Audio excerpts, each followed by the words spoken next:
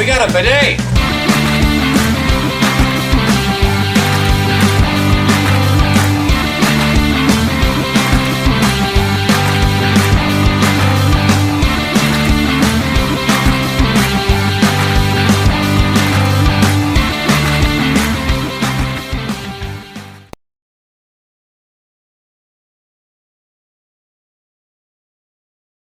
Hey everybody, and welcome back for another video. In today's video, we're talking about this week's episode of The Mandalorian. This is episode 3 of season 3.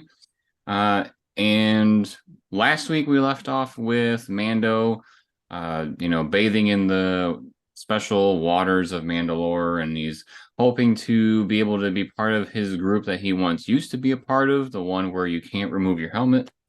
And so we ended last week with Bo-Katan helping him get out of the water because he was plummeting to the bottom of the body of water.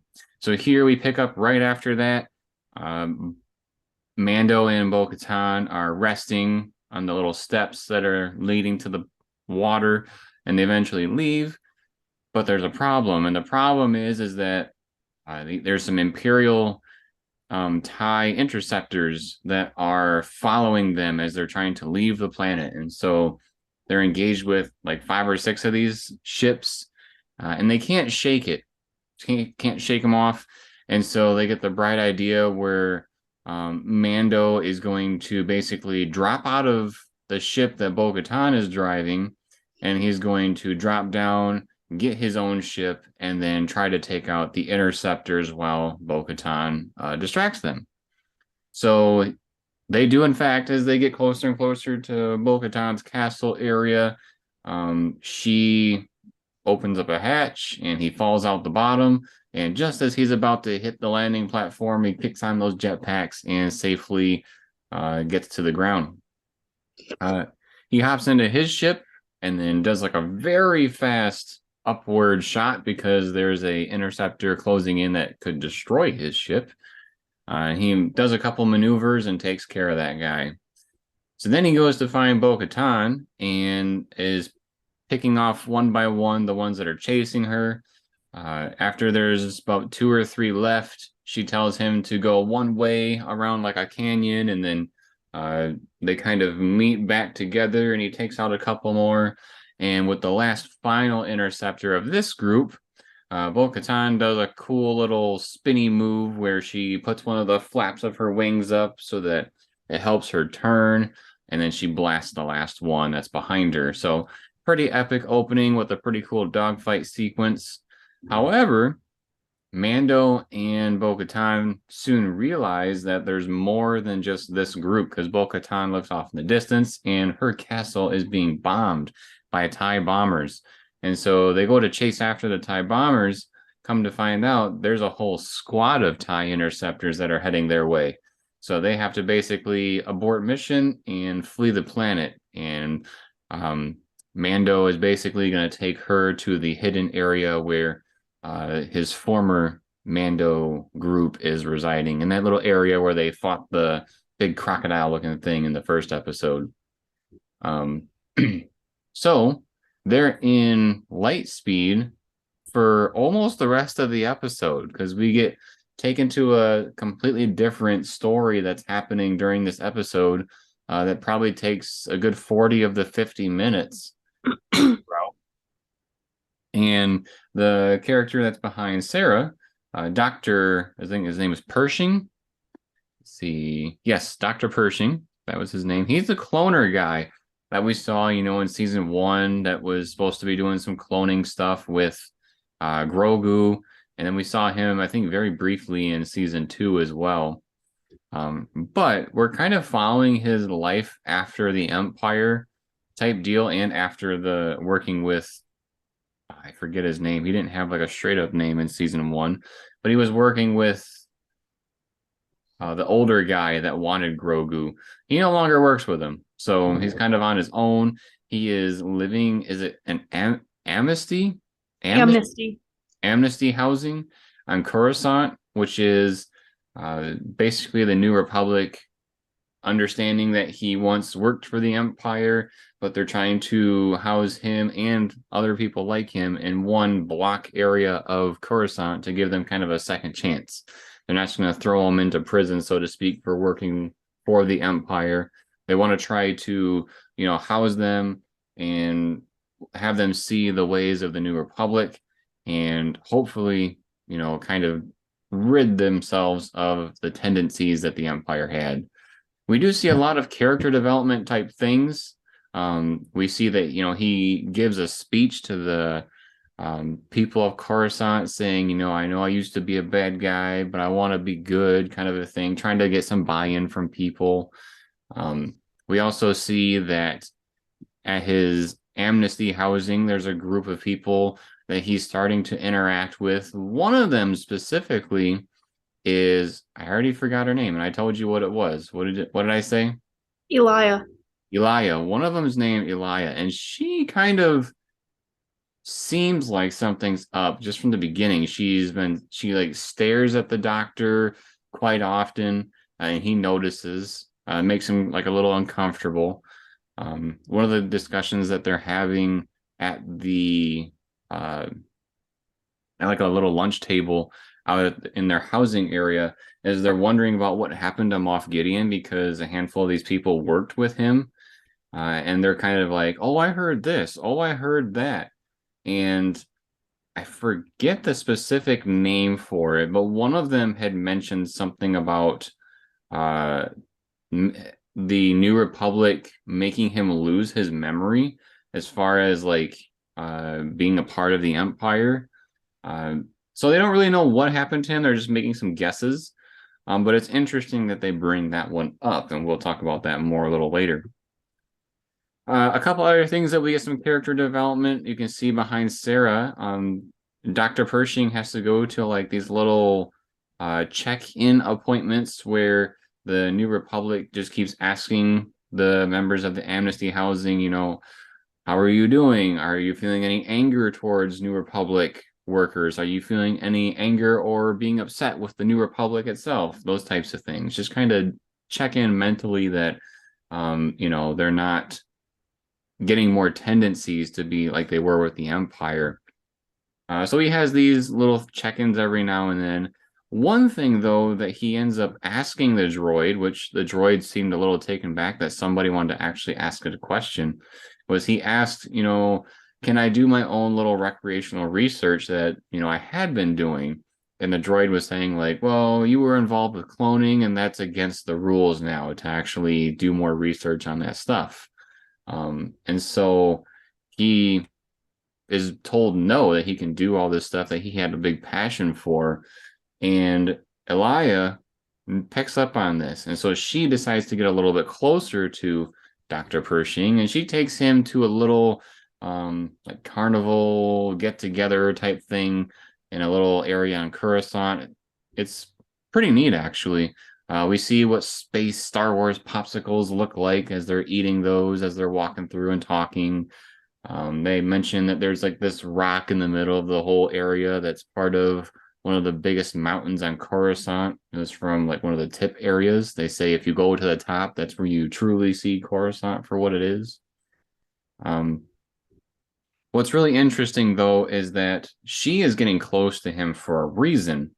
And she basically is telling him, if you have a passion for this stuff, you shouldn't let the New Republic, uh, persuade you otherwise. They shouldn't get in your way. And she tells him that she has a way of getting, some of the equipment that he had been using when he was doing cloning for the Empire, at least research for cloning for the Empire. We don't really know yet how much cloning there was that he's been doing for the Empire just because our shows haven't shown us yet. But we have an idea that he's at least been doing research. So he's gaining a little bit of trust with her, and eventually she is going to take him off to somewhere to gather the supplies. Before we get to that, I want to mention one more character development thing that he's doing that's kind of also messing with his mental stability with the transition to the New Republic. Is he's doing this job where he's like going through different types of files, And if the file happens to be a file that the Empire used, the New Republic is saying automatic trash, get rid of it, destroy it. And he had asked his, I want to say either manager or just supervisor who keeps bringing him more work. He asked him, I can do good things with this for the New Republic. Is it really, worth destroying? And the guy was like, absolutely, get rid of it. Unless you talk to so and so at the top, we're just getting rid of everything. The New Republic wants nothing to do with the Empire. And so it's really rubbing him the wrong way that even though he could be using certain things from the Empire, including the cloning and these pieces from the database, he's starting to, in my opinion, get some distrust with the New Republic because it seems like not all of what they are doing is for the better good of the entire community. They just want things their way and that's it, which honestly sounds a little bit like the Empire. So after we get all this character development type stuff, we kind of get to the meat of why is Alaya really starting to persuade Dr. Pershing into pursue the cloning stuff. And that's because she has been going on a Star Destroyer that's in the junkyard and taking things for herself. And she had seen some of the equipment that Dr. Pershing used to use. So she said, if you follow me, I can get you some of that equipment and then you can do your own research. So he agrees and they have to take a train over there. They don't actually pay for any like train tickets. So when they're on the train and there's droids going around trying to figure out, who has a train ticket, they end up like going all the way to the end of the train and then jumping off of it. Well, and the reason why they don't have train tickets is because they're not supposed to leave the city center. For the housing amnesty. Right. Oh, so theoretically, what the New Republic should be doing is doing the what's that called? Ankle bracelet. So they know they're not leaving, but they do get away. And Alaya takes Dr. Pershing to the Star Destroyer, and they're going through the halls. They do get one more little character development thing here where Alaya is saying, I think we probably crossed each other in the halls a couple times and we never officially met, and I'm sorry about that. And so she decides to properly introduce herself to Dr. Pershing. So now that they've been doing a couple things together, they're trying to strengthen their friendship here. And so she takes him to the area where she saw the equipment and basically says, take all that you need for your cloning, and then I'll keep watch.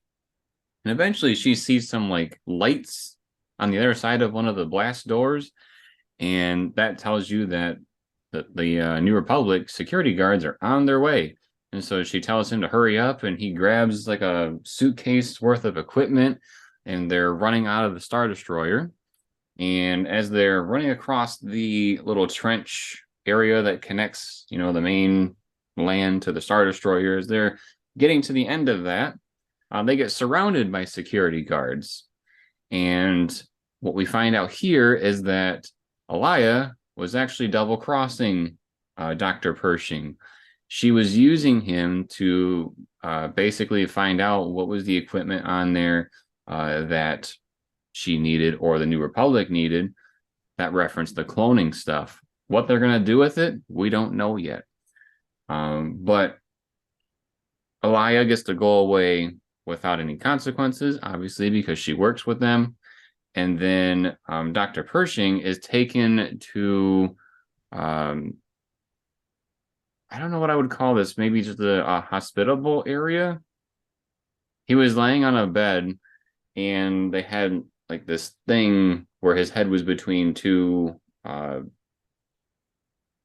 nodes, maybe you'd call them, knobs. And he knew what it was. It's a mind flare, and they're like, no, no, no, it's not a mind flare. Don't worry. It makes you, feel better about everything. And he's like, no, this is a mind flare. I know what you're doing. And they don't care. They get him all prepped to have him shocked so that he forgets what happened. And they hope that he forgets the stuff about his research during the process. Well, I think what they were trying to tell him is that the Empire used the equipment for bad, whereas they use it for good. And it's not that they're shocking with bad thoughts, it's that they're like basically giving him some sort of feel good vibes through the equipment when they see things that are supposed to be pleasing to him. So they're trying to convince him that it's the exact opposite of how the Empire used it. But unfortunately, it's not. And uh, Alaya is actually like on the other side of the window where the guy that's controlling the machine is. And she asks the guy if she can stick around because she's saying that Dr. Pershing was a personal friend. So she wants to watch over him and make sure he's okay. And the guy lets her. And so as he leaves and she's the only one in the room, she cranks that machine up a good handful of notches, actually. So it's going to do some damage to the Dr. Pershing. So I'm very curious to see in the future episodes how he ends up coming out of this, but he for sure um, got the bad end of things on this. By this time, Mando and Bo-Katan are coming out of hyperspace. We are done with the Dr.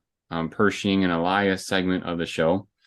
And basically, Mando and Bo-Katan end up going to meet back with his group that are hidden on this planet. And they're saying, there's no way that you bathe in the waters. And he said, well, I got proof. And he has a little vial of water that he took while they were there. Um, just so if, even though Bo-Katan can vouch for him, well, this group may not believe her. So why not take some of the physical water with you? That way you can have some proof you were there. And they hand it to the armorer. The armorer pours it into a little pool thing, and it confirms, based on how the water is reacting, that they were actually there. And because Mando bathed in it, they're welcoming him back into the group. And also, because Bo-Katan bathed in it, because she had to go save him, and she didn't take her helmet off between that time and meeting this group, they are also offering an invitation for her to be a part of their group. They did say that she can leave whenever she wants, but as of right now, because she fulfilled the requirements, she can be a part of the group. And we kind of are left with, people saying congrats, come or welcome back to Mando, but we're also kind of seeing Bo-Katan like almost look like she's having a minor panic attack because her helmet's kind of looking everywhere and wondering, is this where I'm supposed to be? At least that's the vibe that I was getting because she's always been telling Mando, you know, who cares about that way? That's, it's just whatever they say. That's not the true way. It's whatever you want. And so the fact that she's being welcomed into this group, I think she's feeling a little iffy. But at the same time, one thing that Sarah brought up after we finished the episode was that maybe she's starting to feel like she has a little bit of family again because all her other people deserted her. So maybe it could be a good thing that she's now surrounded by people like her. So, anything big that I missed from the episode? I don't think so. I interpreted the medical supplies thing a little bit different than you do when you said that they were tricking him to figure out what supplies would be needed. I don't know if that's at least not the vibe that I was getting. It seemed more like they were just taking it just so he didn't take it and run, and that they weren't really after the supplies. They were more just wanting to make sure that he wasn't going to do anything. But you could be right. I'm not sure. Well, another way that I kind of interpreted it, and I didn't say it yet, and I actually didn't tell you either, is that I think what the New Republic is doing is I think they're testing these amnesty housing people. So, like, they're making them go through these little session appointments, like your picture, and checking in with everybody and making sure that, they're not getting thoughts of, you know, turning on the New Republic or, acting out against them. And I think what was happening was that they were using Alaya to test whether, this guy, Dr. Pershing, is dedicated to the New Republic, or, would the slightest little manipulation cause him to disobey the New Republic? So I think they're using Alaya as a way to um, check to make sure that these people are actually doing what they said they're doing and not being easily manipulated and potentially, fight back, so to speak. I I would did agree. mention, I did mention earlier on in the episode they were talking about Moff Gideon and how maybe he was forced to lose his memory. I thought that was an interesting foreshadow to what happened at the end of this episode with Pershing, because maybe that's what they did with Gideon. We still don't know, even as viewers, what happened to Moff Gideon. So I'd be curious to find out later in the season, hopefully, what did actually happen to Moff Gideon. What did you think of the episode? I was not a big fan of this episode. There were definitely some parts that were good or interesting or fun. We started pretty strong with, as you say, the dogfight, the scenes with the TIE fighters and those special pilots. I love their costumes. It's one of my favorite outfits by the Empire. They look like something different and fun than your standard stormtrooper. Um, it was neat how he got his ship, and of course, just like any other TV show, magically just in the nick of time because they blew up that spot right as he blasted away from the ship or with the ship. Um, I find it a little hard to believe that Bo-Katan would not have taken off her helmet to fly her ship, being that she's somebody who doesn't care about that. And at that point in time, because she hadn't been redeemed, quote unquote, by the Creed. So to her, I was wondering, even at that moment when we were watching that, why she wasn't taking her helmet off, just because she normally didn't wear it unless she was in combat. So I thought that was kind of odd. And of course, later, I guess it makes sense because if she had, then she wouldn't be able to join the Creed. So, I guess they had to have her plot wise do that. But character wise, it didn't really make sense to me. Um, then we're all amped up about this scene where they're fighting and they're trying to evade the Empire. And all of a sudden, everything comes to a complete halt with the pacing of this show with what's the doctor's name again? Dr. Pershing. Pershing. You only said it like 5 times. You'd think I'd remember by now. Hey, I'm still having a hard time remembering Elia. Alaya the Liar, Yeah. because she's a liar. um, it's the only reason why I can remember her name. But anyway, so Dr. Pershing, his whole segment, the pacing for me really didn't work. I wish that his entire thing was at the beginning of the episode, and then we went on to see the Mando stuff afterward. It kind of made a little sense, I guess, the way that you described it with this is all happening while they're in hyperspace, but hyperspace is supposed to be really fast. So you're in hyperspace for what, 5 minutes? 10 minutes? Well, we saw in previous episodes that Mando was taking naps. I suppose, but this was, the Dr. Pershing was over the course of what, 2 or 3 days at least. Possibly. I don't know. Well, there was like his initiation day, and then we had at least 2 separate days where the robot in my photo was, or droid, sorry, was talking to him about, his day to day, what's going on and stuff. And then there was also the actual going to the Star Destroyer. The scene on the train and the Star Destroyer, that part I thought was neat, just because it's kind of cool to see. It's almost like seeing an abandoned house, right? You kind of have that little bit of curiosity of what's it look like inside now that nobody's been here for a really long time. Um, so I thought that part was neat, but there was so many of his sections that I thought could have been skipped. Like his very opening scene where he's doing that speech about the different cloning of separate organs and whatnot. Maybe that'll come to fruition sometime down the road, but for today, it just really didn't make sense. It had purpose. I mean, he explains in the speech that his mom died, and if he had the equipment and had known how to do cloning at the time, he could have done a very simple procedure and saved his mother. And so, what he's trying to convince the New Republic that he's a good person is that, with the proper equipment, he could save lives for the New Republic. He's trying to, show that he doesn't want to just do bad things that the Empire had him do. But I believe that's why that he was shown giving his speech. To me, that looked more like a TED talk than a I'm on trial, please don't kill me.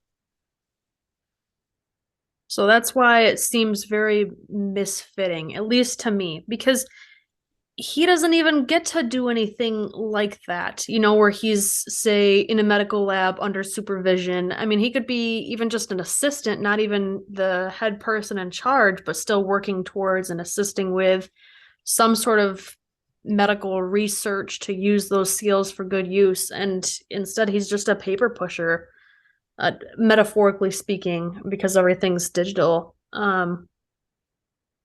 There was another scene or two that I was like, this is taking a really long time, and I didn't really understand why.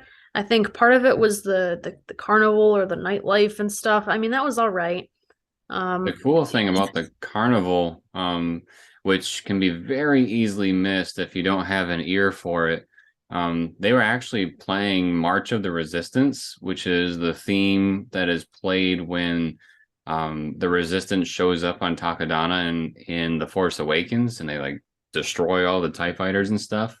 That's the anthem that plays during that scene, so it was kind of like a little Easter egg for the sequel trilogy. nice. Yeah, I didn't pick up on that. Really, unless it's the Imperial March, I don't recognize it. Just being honest. I had heard Duel of the Fates was playing, and I was like, nope, that's definitely March of the Resistance. I guess that one I would probably be able to pick up on too. So I guess there's two songs. Um, so we get past the doctor pushing. I'm probably still saying his name wrong. Um, but anyway, we get It's not past that. Doc it's not a Dr. Pushing. Dr. Pershing. Pershing. Okay, see, I knew I was getting it not quite right. Um, I think they only said it once in the episode, so give me a break, Jeremy. Yeah, he probably only did it when he introduced himself, but I had to look it up. I'm not gonna lie. The Mando part of the Mando episode, if you will, that happened after all of this, that stuff was all right too. Um, going back to his brotherhood and them kind of being hesitant and all that stuff made sense, and I felt like that took up an appropriate amount of time. Um, it just to have that much of the episode in the middle to be so slow right after something so exciting, it killed it for me. That's why I really wish this was at the beginning of the episode instead of right in the middle of the action, because it was like, the energy level was at like a 10 and then it dropped to a 2. Did you get any of the same vibes? What were you thinking? Sorry, I was looking something up. Um, what did you say? The last sentence there. I felt like the energy level of this episode was at like a 10. And then they dropped the energy down to Oh, a 2 because they stopped to do the doctor's portion instead of having that be at the beginning and then kicking up the action. yeah, I mean, yes and no. For me, obviously the introduction was very energetic. I will agree with that.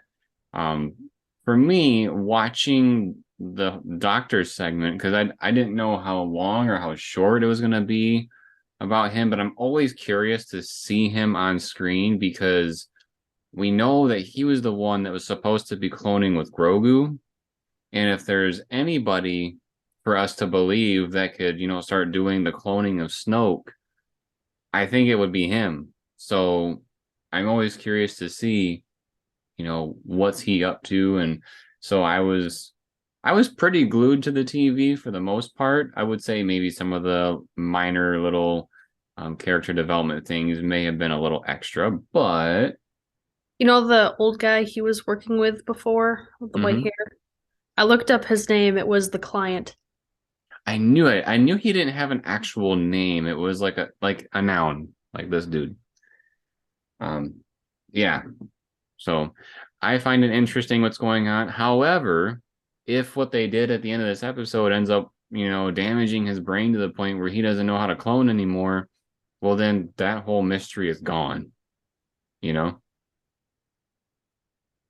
Yeah, well, If what that mind flare was doing is really what they said it was doing, where they were showing him pleasant things like pleasant New Republic things and trying to make him feel good about it, and really what she did was make him feel bad about it, she might just be giving him the kick in the pants he needs to go back to Empire ways. Yeah, good. Maybe she's a double agent in the sense that she works for the growing First Order and she's impersonating being a New Republic person. Could be. Because maybe, in a way, if Snoke is already a thing, because we know he's kind of the big head honcho of the First Order, if he's already a thing, then yeah, maybe he has some of his underground people because they're not out in the open at the moment. Some of his underground people orchestrating, hey, we need that cloning guy. Go get him somehow. And you might be right. Maybe by turning it all the way up, it was her way of um pushing him back to the bad guys, which would be interesting. I feel like there's something else I wanted to say. Just pretty much that I'm curious to see where his arc is going to go. The thing that I was looking up was confirming how many episodes are in this season, and there's only 8. That And is really short. this is number 3. So next week is going to be the halfway point. And all we've really done is get Mando back to his creed. So I'm curious to see where this second half is going to go. Um, You say all we've done like that's some small feat. it kind of is, if you think about it. That was a really big, important thing for him, though. Right, but at the same time, that's the thing that we knew was going to happen in this season. I want to know what else is there going to happen in this season. What's the new stuff that we didn't know what's going to happen? You know? The good news for you is we're not even halfway there. No, but we are very dangerously close. Hmm. I guess we'll have to wait and see. I'm not I'm not like removed from the season by any means, but it's kind of like yeah, I knew this was gonna happen. Can we get going? I almost think they should have made episode 1 and 2 like one episode because they were shorter, and then this would have been episode 2, and then we would have had, the Mando thing wrapped up within 2 episodes, because that's what I was applauding the show about last week was we got there in 2 episodes. Good. Now we have 6 to do whatever the heck we want. Well, now we've done it in 3 episodes, and we got 5 more to do whatever the heck we want. So, who knows? I really hope it doesn't trickle into we've done it in 4 episodes kind of a thing. I don't know how much more there is for him to do to be accepted into his creed, but I look forward to it. I look forward to seeing what's next. Me Uh, too. anything else you wanted to mention about the episode? That'll do it.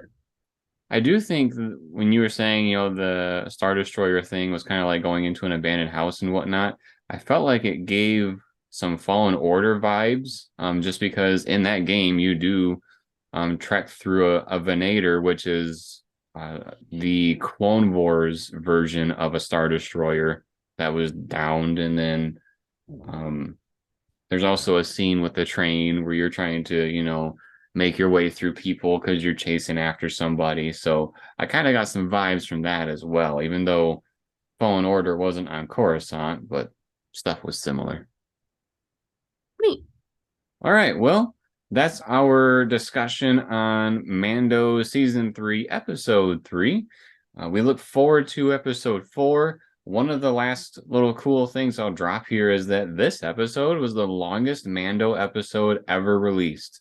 I looked at every single one of them, and this was the longest. So, if we're going to follow a cool trend, it would be to stay up there at that good amount of time.